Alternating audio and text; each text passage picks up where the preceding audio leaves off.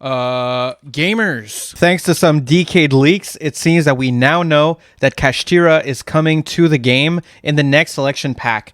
There is a caveat, however. Supposedly, Arise Heart is not going to be in it. So we have pretty much confirmed that Arise Heart is not going to be in the pack. I mean, Master Duel meta is rarely wrong when it comes to this stuff, so, you know, we can kind of take his word for it. Listen, man, we're on Goblin Hours right now. I pretty much spent all night testing out Kashtira for Master Duel without Arise Heart because I was just wondering, like, is this deck even good without Arise Heart? Like, I really wasn't sure because a lot of people are, like, freaking out. You know, a lot of people are like, oh my god, Kashtira is coming. Oh, this is going to be...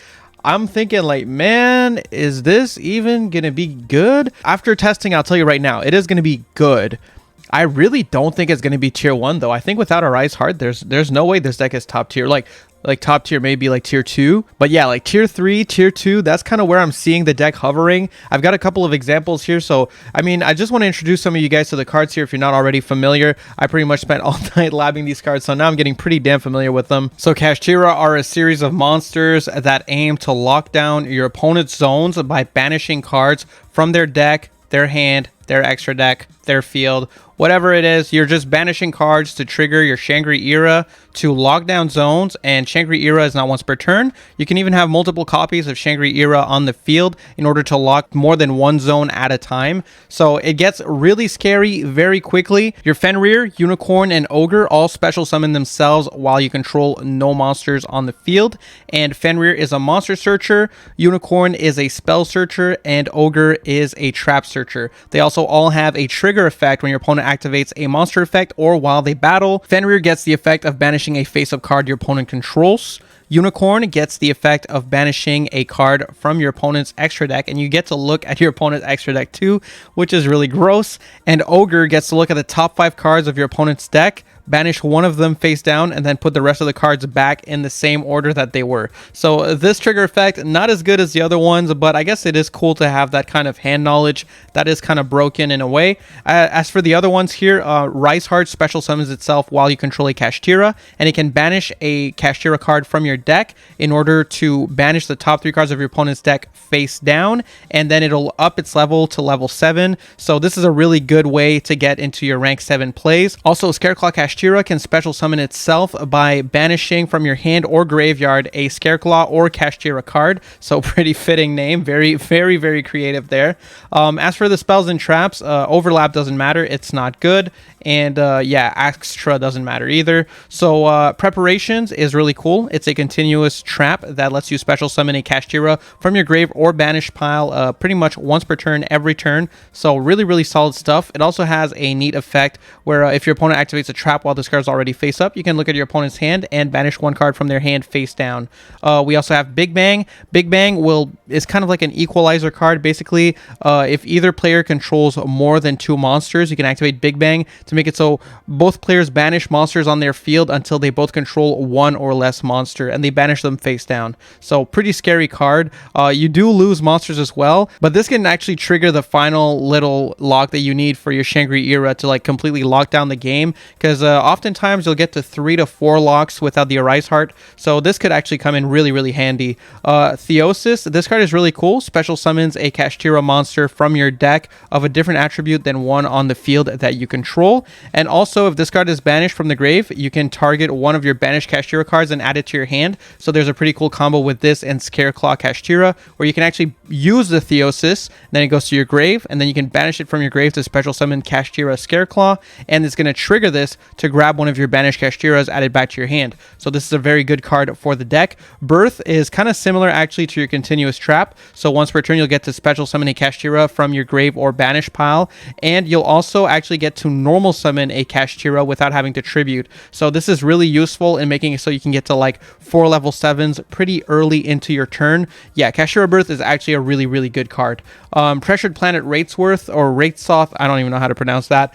This card is cool. I mean, it's basically like the tier field spell. It'll search any Kashtira name from your deck, and also it has the effect of popping a card on the field when you trigger the effect of Shangri-Ira. So that's basically the overview of the cards that are confirmed. I mean, we have Arise Heart, which we know is going to come eventually. Arise Heart, if you guys are not familiar, is a walking macro Cosmos, and it's really like the card that breaks the deck. We also have Diablosis, I guess, which is super broken and pretty important in the deck. Diablosis can look at your opponent's extra deck and banish a card from their extra deck, and then you get to trigger your Shangri-Ira, locking down one of their zones, which you also get to trigger the third effect of Diablosis, which is if a card gets banished, you can banish cards from the top of your opponent's deck face down, equal to the number of face down banished cards they have. So basically, if they have like 5 face down banished cards after you use the first effect of this, you go Shangri-Ira, activate this, banish 5 more cards, and then you can go Shangri-Ira again.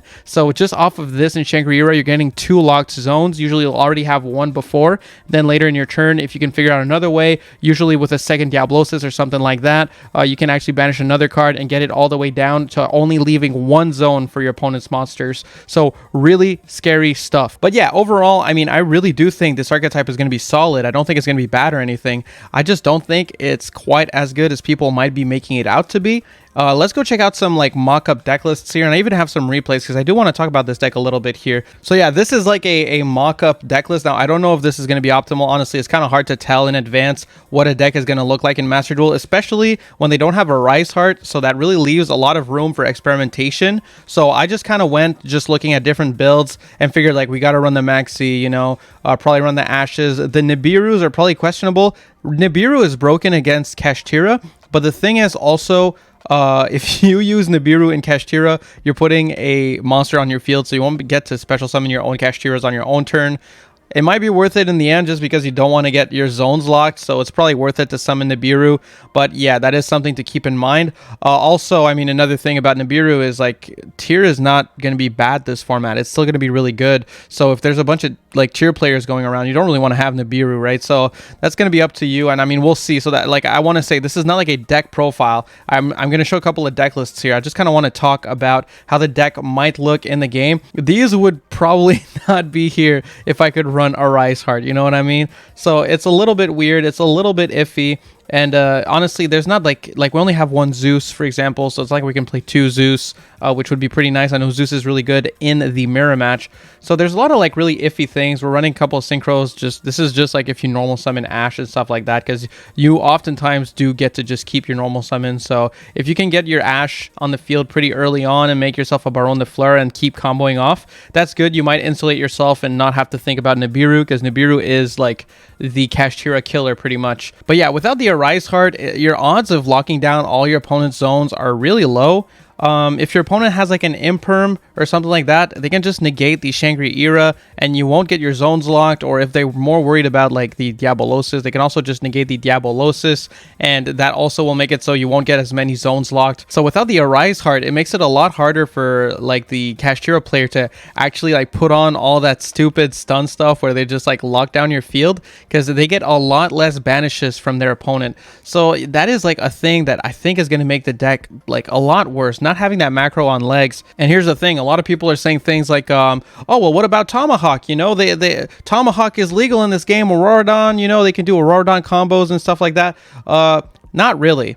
They can. Let me show you, okay? First off, I just want to say this. Rise Heart locks you into XC summoning only, which makes Tomahawk combos really bad. Also, Theosis also locks you into XC summoning only, which, again, makes Auroradon really bad. So because of that, if you want to play with the, you know, the Tomahawk and stuff, basically, you're going to have to not play the best spell in the archetype and one of like the best monsters in the archetype. So instead here I have a build with 3 Ascended Thunder, you know, 1 copy of Vishta, and you know, just a bunch of the level 7s. And yes, you can do a little bit of level 7 spam. You know, it is a really good engine to get yourself that rank 7 to make Galaxy Tomahawk from time to time. But this kind of stuff is not nearly as good as it used to be. Again, this shit dies to a single Imperm. Like as soon as they get the Auroradon on the field, Imperm for game. Thank you very much. Goodbye. Like Imperm is just going to be crazy. I think everyone should be on 3 Imperm after these cards come out for sure. But I mean, seriously, I really don't see this deck doing much of anything. It's also also not as consistent as you would think. It's got a lot of flaws, you know, like for instance, Unicorn can't search the field spell, so it's always a 2-card combo to make the Tomahawk. So look, I'll show you the combo. I mean, I did make a little combo for this one. I made a little replay, so I'll show you the replay, but it's nothing to write home about, honestly. So here we go. Where is it? Here it is. Cash Tomahawk Showcase. So yeah, we're in Yu-Gi-Oh! Omega here. Obviously, the cards are not in Master Duel, right? So here I go, like Fenrir. Fenrir can search any Kashtira monster on special summon. Then I used my Ascended Thunder, which pays 3,000 to special summon itself as a level 7. See, because I could special summon the Kashtira Scareclaw, but the thing is, I kind of want to keep this so that I can summon it after and see if I can extend a little bit further. So I decided, you know, I'll hold on to my Unicorn because I do need a Kashtira monster to banish from hand in order to summon this. So we go for Galaxy Tomahawk here. And obviously we do the silly stuff, you know, we summon a bunch of tokens, then we make ourselves an Auroradon. You guys have probably seen this combo at least once or twice before. Then you use the Auroradon and 1 token to summon Olion. You're going to go Olion and that to make a Denglong. Now here, I wasn't playing the Vishuda in this build, so the combo is going to look a little bit different, but I think it still gets the point across pretty much. You know, it is crazy what you can do with it when it pops off, you know. So here we have our Denglong and our token from the Olion. We're going to use these two to make a Savage. Use the Savage to equip the make a Phantom Beast Auroradon. Then we get to summon the Chi-Wen from the deck, make a Cupid Pitch, go into... Wait, bruh.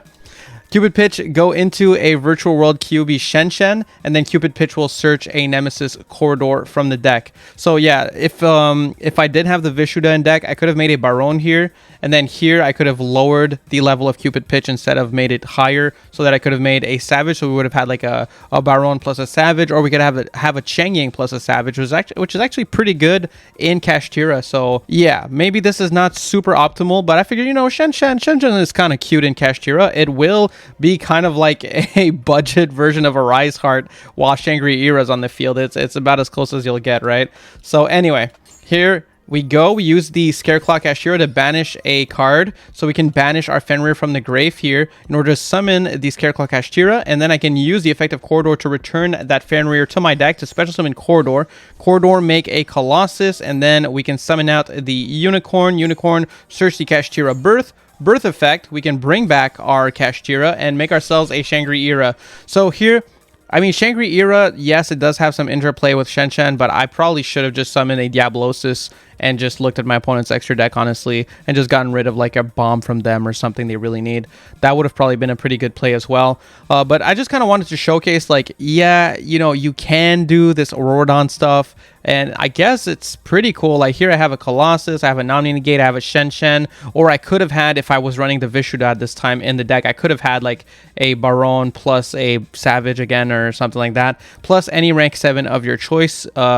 Like, again, Shangri-Era, kind of questionable. I figured since it's Shen on the field, you know, they kind of have interplay, but again, Diabolos is probably better.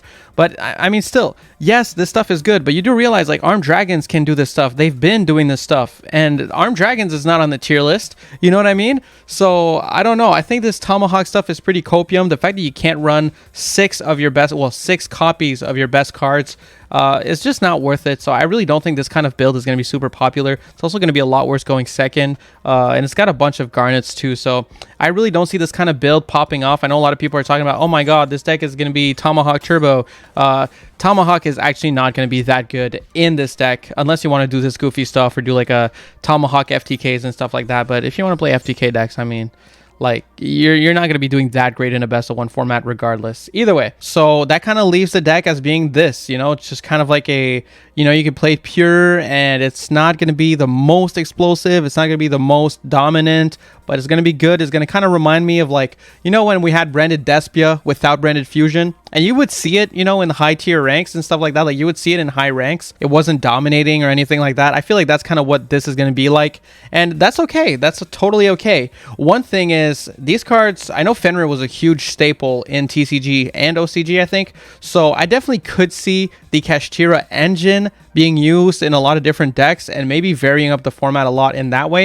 I actually have one deck list I'm working on right now. It looks really goofy, and I'm not going to act like this is going to be tiered or anything like that, but we're definitely going to be like, you know, fine-tuning this and completing this deck list. But yeah, you know, like you definitely can just kind of mix Kashtira with different archetypes, especially archetypes that don't care as much about banishing and their graveyard and stuff like that, so you can run Shifter in them. And again, I was testing this. This is actually really good. Yeah, here it is. Using Kashtira as an engine here. Okay, so look at my hand. No Harpy Lady cards whatsoever, right? No Harpy Lady cards whatsoever. We have the Fenrir though. So I go for the field spell, search the Rise Heart. We're going to go for Fenrir first. Fenrir is going to search the Scareclaw Kashtira because we already have the Theosis. Then I'm going to summon out the Rise Heart. I'm going to activate Theosis to summon Unicorn from my deck. So now with the Unicorn, I can search a spell. I'm going to search the Kashtira Birth. I'm going to go a Rise Heart effect, banish a couple of cards from the top of my opponent's deck face down, and we change its level up to level 7.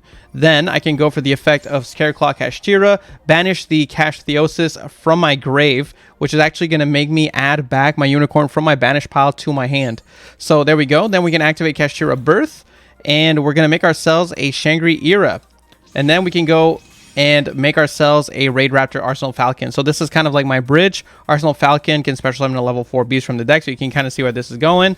Use the Arsenal Falcon to summon a Harpy Perfumer. Now, I'm not going to lie, by the end of this turn, this Shangri-Ira will end up looking pretty useless, and I think I should have just made a Diabolosis here. But, you know, I was still just learning. I'm theory crafting at this point. You know, I've been theory crafting all day. But yeah, anyway, so, you know, I summon a Perfumer effect. I'm going to grab the Elegant Egotist, summon out the Unicorn, and then use the Birth to summon another Unicorn. With these two, I'm going to make the Diabolosis here.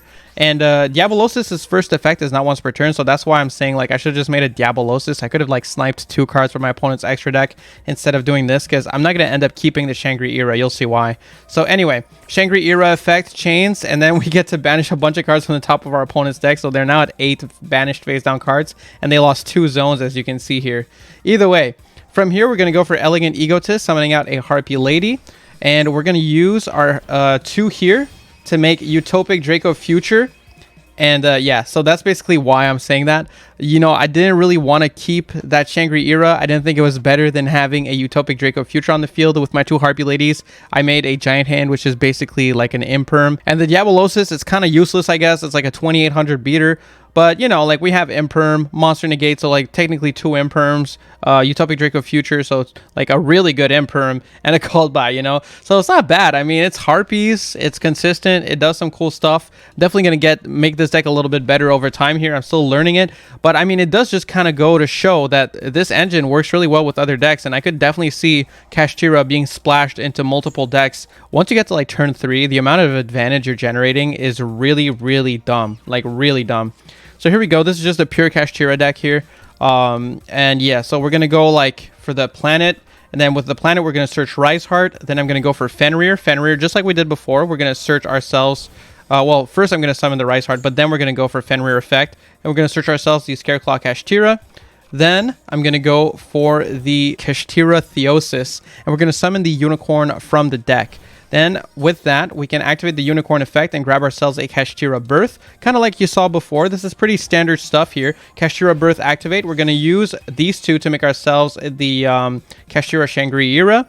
Then we can go for a Rise Heart effect, banishing 1 Kashtira from my deck to banish the top 3 cards of my opponent's deck face down, which is also going to trigger the effect of Shangri-Ira to get to lock one of my opponent's zones. Because anytime a card that they own or possess is banished, I get to lock down one of their zones. So here we go. Banish 3 face down, trigger the thing, lock 1 zone down. Then we get to summon out our Kashtira Scareclaw by banishing Theosis from my grave. Theosis is then going to trigger, adding back the Ogre from my banish pile to my hand. So here we go. Summon out the Ogre, normal summoning it with the Birth here. Then we're going to Xyz into Diabolosis, the Mind Hacker. Mind Hacker is going to get to look at my opponent's extra deck, banish a card from it face down, which is going to trigger my Shangri-Ira. So I get to lock another zone. Then I get to chain my Diabolosis third effect, which is going to basically, since they have 4 face down banished cards, I'll get to banish 4 more cards face down from the top of their deck. So banish 4 more. Then Shangri-Ira, lock another zone. So now we have 3 zones locked down, which is actually really solid. Gonna trigger my Birth here to bring back my Ogre from the grave. And then we're gonna trigger Ogre to search a trap. I'm gonna go for the Kashtira Big Bang. I could have probably went for the other one, but I didn't have anything in my banish pile because I kind of made the mistake early on of putting my best materials on my Shangri-Era. You know, Ogre is not like the best interruption to have. You normally would want to like bring back, you know, a Fenrir or a Unicorn with your Birth, you know, because this one is not nearly as good of an interruption as the other ones. It is what it is though, so we grab the Big Bang just to have some extra interruption just in case that we need it. And we set the Big Bang. Here I make another Diablosis, because the first effect of Diablosis is not once per turn, and I figured, you know, I just wanted to show off, like, if there's something else in your opponent's extra deck that you want to get rid of, even though you're not going to get the whole mill effect again, it might be worth it to just make another Diablosis and just get rid of another threat. Or if your opponent is running two of one like really important card in their extra deck, just get rid of it. Easy money. Thank you very much. So that's pretty much it for my turn. I locked down 4 zones also because I banished another card with that. So now they're at 1 zone left. In their standby phase, you get to use the Shangri-Era to summon a Kashtira from your deck. So here we go for a Fenrir. This is a pretty good interruption. It's a quick effect banish if your opponent activates a monster effect. So really nice to have on the field, right? Then my opponent, I mean, obviously we're playing against a bot here. Like, they summon Wadapon. Like, this doesn't really matter what my opponent does. It's more so just about showcasing what the deck might do in Master Duel without the Arise Heart, just to kind of show off, like, it's probably still going to be good.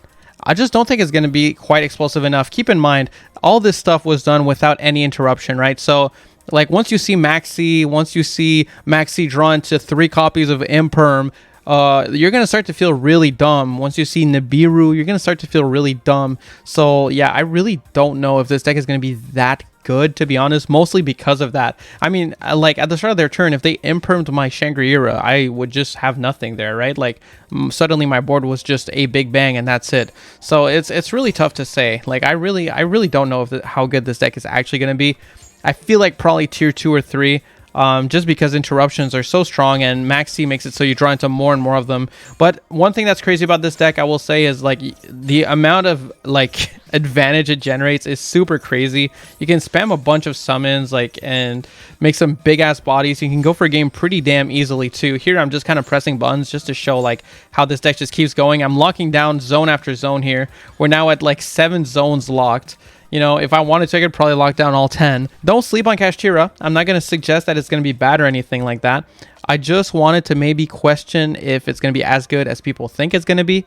I still think it's going to be solid. I still think it's something to be hyped for. And obviously later down the line, once we do get Arise Heart, it's most likely going to be a top tier strategy just like it was in the TCG. But let me know what you guys think. I mean, are you looking forward to Kashtira? Are you like dreading the fact that they're coming out? Me personally, after playing it tonight, I'm like, you know what? I think I'm going to like playing this deck. Probably not going to like dueling this deck. That's going to be the issue, right? So I'm sure like for the first week or something, first 2 weeks, I'll be super excited for this deck. And soon enough, you'll hear me like grumbling on my stream when I face this deck. And I'll just be like, oh, Kashtira cringe, as often happens to me with good new decks. But yeah, let me know your guys' thoughts. Thank you for checking out the video. Thank you. That's going to be it from me. Okay. Peace.